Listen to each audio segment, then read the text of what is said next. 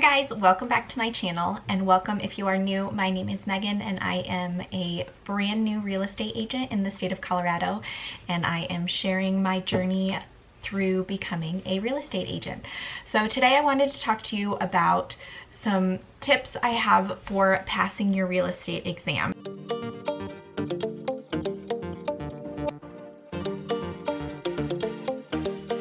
So today I wanted to share with you my personal journey through studying for the exam and what I did in order to successfully pass it on my first try.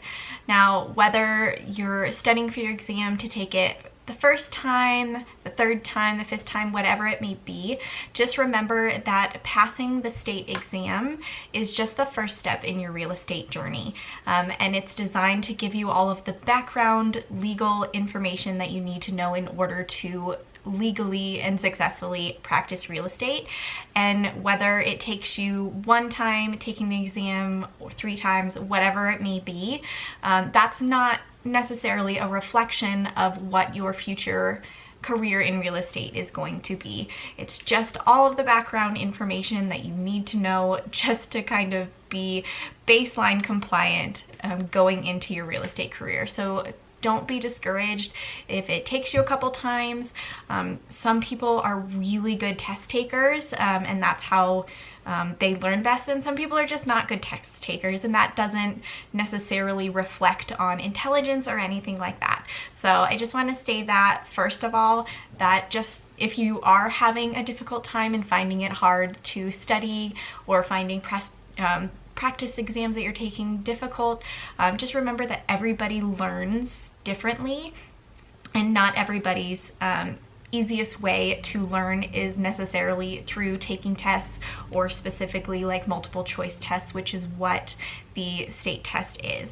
So just keep that in mind. Study to the best of your ability, and it doesn't matter how long it takes you to pass it. Once you get through that hurdle and step into your actual real estate business, it's a whole different thing. So I'm going to share with you what program I learned to do my coursework, how I studied, and what I did in order to successfully pass my real estate exam. So a little bit of a background. I started studying, I signed up for my course in February of 2023, and I just recently took my exam on May 28th. So it was about 4-ish months. So it was just under 4 months that I studied before I took the exam. For me, I was able to dedicate a good amount of time to studying because I wasn't working a full-time job at the same time. So when deciding what coursework or what school I wanted to use in order to get the credit hours that I needed in order to be eligible to take the exam, I looked into different ways that I could learn.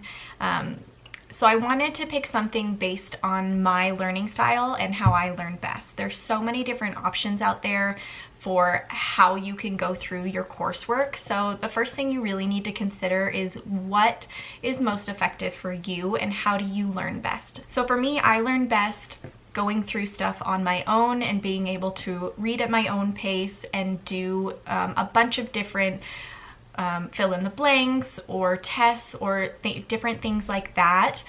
That's how I learn best. I find that taking tests or mini quizzes is the best way for me to gauge where I'm at with the material and see what I'm really picking up on and what I need to spend more time working on. So for me, the best option was finding something that I could do at home, specifically with books that I can hold in my hand and flip through to find different information, as opposed to going to a class or listening specifically to an instructor and having that be my main form of learning.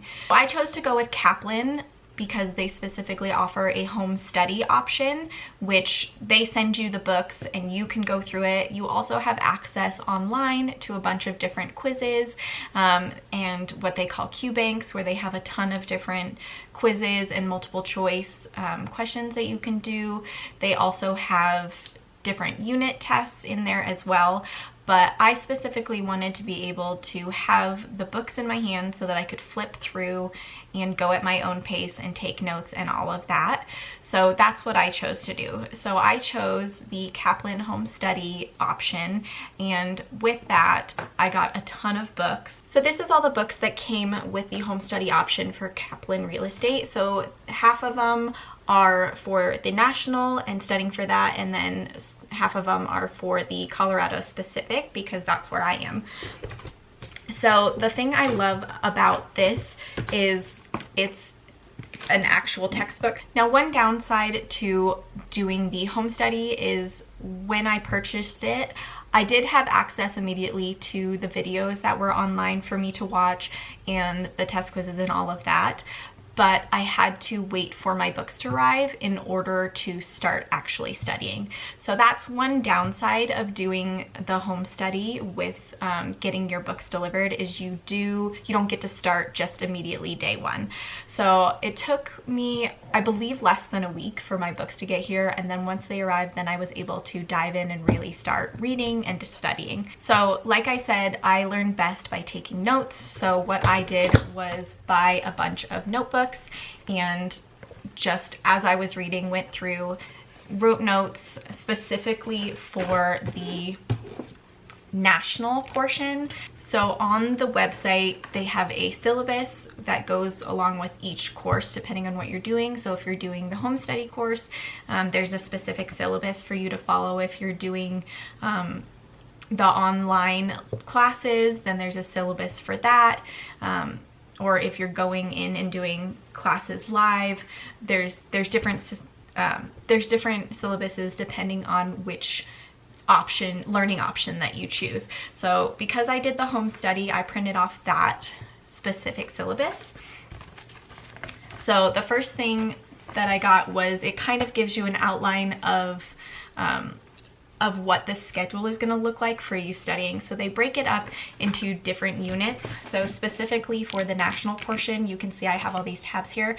So each unit is not necessarily in order, reading it from the front cover back. So specifically, like Unit 1 is in the book, it's Unit 2, Unit 6, and Unit 20, and they kind of go through the syllabus and pair things and set you up in a way where as you continue learning, when something new pops up, you know what they're talking about because you've already read the chapter specifically talking about that for the first time. So I really like the setup of that. So you can see all of my different tabs for that I went through, the different coursework. And then I just went through and did the same for my notebook. I don't know if you can see that. And just took a ton of notes with every single chapter. So for the national portion for Kaplan, for the home study, there's quizzes at the end of each unit or each chapter, but they call each chapter units. So there's quizzes at the end of each of those. And then along with this book, I also got the workbook. So this directly pairs along with the textbook, and this has, it's kind of an outline that has a bunch of fill in the blanks that you can go back and you can, as you're reading the unit, you can go back and you can be like, oh, okay, this is what it's talking about concept wise and all of that. And there's also quizzes for each unit in here as well. So these two books pair very nicely together. So I would read the unit, take notes on that, and then I would go to my workbook and go and do all the fill in the blanks, which is set up as a unit outline, and kind of go through that as well. And then I would take the quizzes. So the course I did also comes with the state side, which for me is Colorado. So it came with two different books. So there's a volume 1 and volume 2 of Colorado real estate. And these ones are different than the national portion because units are a lot smaller, because it only specifically goes over the things that are different than the national stuff. So it doesn't explain things in as much detail. It just kind of tells you, hey, this specifically compared to the national, this is different for the state of Colorado. So this also has at the end of each unit It has different outlines that you fill in the blank for to kind of go over and do a review, and then it also has quizzes as well. And then the last books that I got with this specific course was a exam prep book. So I got one national and I got one Colorado specific. And these are basically set up as reviews. So it reviews each section that's going to be on the exam and gives you mini quizzes, and then at the end for each section it gives you a full-size practice test that's equivalent in number of questions to what's going to be on the actual exam. So like I said, I started for the national and the state, I started by just reading through the material and doing the quizzes that were in the workbook itself. And then I would go online to the Kaplan website and I would take what they call their Q Bank quizzes. There's also different tests that you need to pass for each unit online in order to complete the course and be eligible to take your PSI exam. Okay, so I'm going to show you my dashboard. So this is my Kaplan dashboard. So it's got the syllabus here, is what I use to follow. This is the national portion, so modern real estate practice, law, and practice midterm. So what you would do when you're ready to take these, you'd launch it, and then it's got these here that you can click. So it's got the midterm here. You need to pass the midterm before you take the final. So the first thing that pops up is this information to let you know like what it is. So this is 25 exam. They're randomly generated from a larger pool, and it lets you know exactly what you need to do in order to pass. So a passing score is 80% or higher for both of these. Once you pass this, then it'll allow you to take the final, and then once you get that, it'll give you your affidavit and your certificate. You need to complete all the certificates before you're eligible to take your PSI exam. So again, this is for the national. And then it's broken up into different things. So for Colorado, there's this current legal issues, there's contracts and regulations, midterm and final, there's practical applications final. You can also do online mentoring, Colorado trust accounts and record keeping, closings, there's a midterm and final. So not only did I get all the books, but there's also online video courses that I could have done as well, and I did do this. So when you're done with going through all of the national and state and you're ready to take the final exams, you can go in here and there's a pre-test that you can take after you finish the course, before you discover when you want to see where you're at. If you're ready to take the exam, you come in here and you can take the pre-test, and then depending on and it kind of gives you this information here about where you're at. So if you get lower than an 80% on this pretest, then it lets you know that that's kind of what you need to focus on. Fair is an 80 to 90%, and then good would be 90 to 100%. So for instance, for their qualifications or their opinion, good means an area is one of your strengths. Fair is where you need to work on and concentrate. And it suggests that you strive for 90% before taking the actual exam. So you can see that I took it 3 different times. The first time I got an 83%, so passing, but I was in that fair category. The second time I took it was about 2 weeks later, and I got a 90%, so I was in that good range. And then before I took my actual exam, the day before, I took this again and I got a 98%. So I felt very confident. So once you take the pre-test, then it's designed for you to come here to the prep online, and it's broken down into each category. So this one is Colorado specific. So this is every single area, and you can so for each area, there's different objectives and resources and different videos, and then at the end of each, so for unit 1, there's the videos that correlate to this. So there's 4 pages, so 4 videos talking about this stuff, and then at the end of those videos there's a unit exam. Same for this. There's 4 videos talking about licensing requirements, where it's a recorded video of somebody explaining the concepts, and then you take your exam. And then once you go through that exam prep online, after I did this, I also used my actual exam prep book and went through that. And then afterwards, I came back through here and took the post-test. So you can take this as many times as you want. You can also review each time, and it will tell you how many questions you got right. It'll tell you how long it took you, and then you can go specifically in and see which questions you missed. And if I click go, it would take me to the exam and show me exactly what the question was and why I missed it, and explain the right answer so that I could know for the next time. So the same for the national exam prep course. There is a pre-test you can take, and then there is also the online video courses, and then the post-test.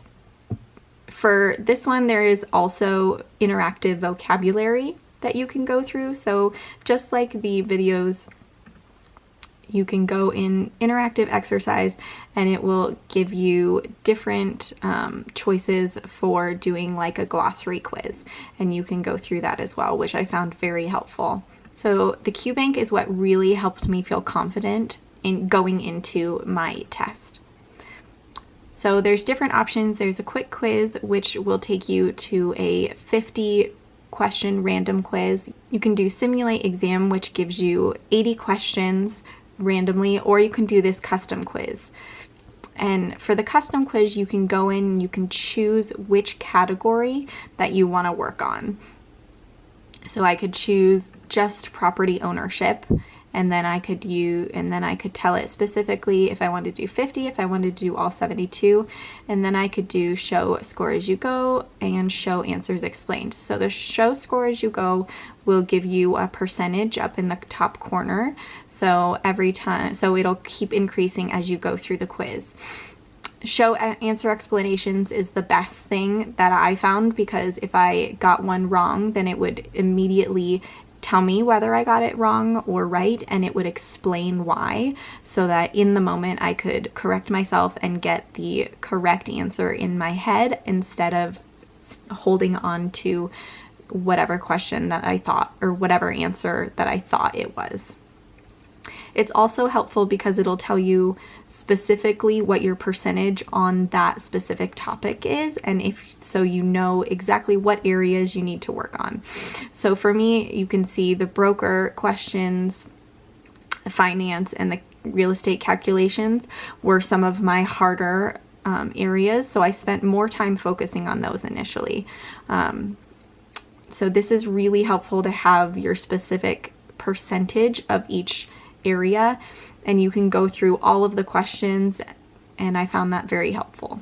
So I just use my syllabus to go through to complete it. It starts with the national portion to kind of give you the bulk of the information and get you understanding just all of the background of real estate that you're going to need. And then from there, it took me into my Colorado specific portion, where I took the information that I already learned from the national and just tweaked a couple things that specifically apply to Colorado that are different. So whether it's a stricter regulation on something or something that they allow or don't allow. So for instance, for national, I learned about dual agency, and in Colorado, dual agency is not something that's allowed. So the resources I found the most valuable were doing the practice quizzes, the midterm, and the final exam online. Those were super helpful, but utilizing the QBank specifically that Kaplan offers was the best thing that I could have done for myself, because the way you can set it up is you can do specific quizzes on specific topics. You can also set it up so you can see the answer to why it's right or why it's wrong, which was super helpful for me. So some other resources that I implemented in my studying, for the most part, I just stuck to the material I had and didn't really go to any outside sources. When I first started doing the national and I was filling out my notebook here with all of the stuff and all of the vocab words especially, because there's a ton of vocab words, and when you're first starting out it can feel a little bit overwhelming. So I initially did start making some note cards, but I realized very quickly within the first unit that I was reading that it was going to be way too many note cards to handwrite and to hold on to. It was just going to be way too much paper and bulk to carry around, and it wasn't something that I could easily do on the go with carrying them around. So then I did use Quizlet for a little bit, and that was a great app. And there's also, you can look up other people who have already put in information, so you don't have to specifically create each and every note card. You can look up people who have already done this test and kind of use their packs as well. And that was really helpful. So I did do that a little bit, but for the most part I just did online QBank and the tests and quizzes that Kaplan offered itself. I also utilized YouTube a little bit and watched a couple videos here and there of different concepts and different things to know before the exam. I watched a little bit of Prep Agent videos and that, but I didn't focus too heavily on that. I mostly just focused on my online dashboard on Kaplan and taking those quizzes over and over again and really understanding why each answer was the answer that it was. And for me, I found that that was totally sufficient to help me feel prepared for the exam. The last thing I did right before I took my official PSI exam was I did pay for one of the PSI national practice tests, and I took that. And that was probably the hardest test that I've taken compared to the scores that I was getting on Kaplan with all of their tests. My test score on the PSI specific exam before my actual test, the PSI practice exam, was not, it was a lot lower. It was still passing, but it was a lot lower than all of my test scores for all of my Kaplan stuff. And so going into that the night before was made me a little bit nervous. But when I actually took the test, I found it much more similar to my Kaplan test than to that specific PSI practice test. So that's specifically how I studied to pass the PSI exam. Because I was taking so many quizzes and tests, when I got into the actual exam taking that test, it felt very comfortable. It felt very familiar because I was already so used to that multiple choice style. So keep in mind when you're first deciding how you want to do your courses and how you want to get those credit hours in order to qualify to take your PSI exam, you want to think about what your learning style is. If you learn best face-to-face with somebody where you can raise your hand and ask questions and really have them explain it to you, then choose a school or a course that's going to fit that need the best. That's really the key to being able to do your absolute best on this exam, is to first think about not necessarily what other people have done and what's been successful for them, but think about how you learn best and what would be the easiest and most effective for you to really absorb that knowledge, because it's a lot of knowledge and it can feel really overwhelming and intense at times. And there was a lot of times, especially at the beginning when I was first starting, that I was just like, this is so much information, there's no way I'm gonna remember it all. And going through the course and being able to do it in a way that I absorb information the best really helped me feel confident with the information. It really helped me pick up the information and retain it better, so that I felt really comfortable going into the exam. And also remember, because the actual exam is multiple choice, the answer is there. So just focus on knowing the vocab and knowing the basic concepts, because whatever question comes up on the exam, the answer is right in front of you. And again, if it takes you more than one time to pass, that's okay. It's just the first hurdle that you have to get out of the way, and you can always take it again. So I hope this video was helpful for you. If it was, let me know. If you'd like to follow along on my real estate journey, or if there's anything else you would like to know about from a brand new agent, then please let me know. If you want to know what the actual PSI exam experience was like, I took mine at home right here with a live proctor, and if you would like to know what that's like, I do have a video that I will link, so you can go check that out. If you have any other questions, let me know, and thank you so much for watching. I'll see you next time.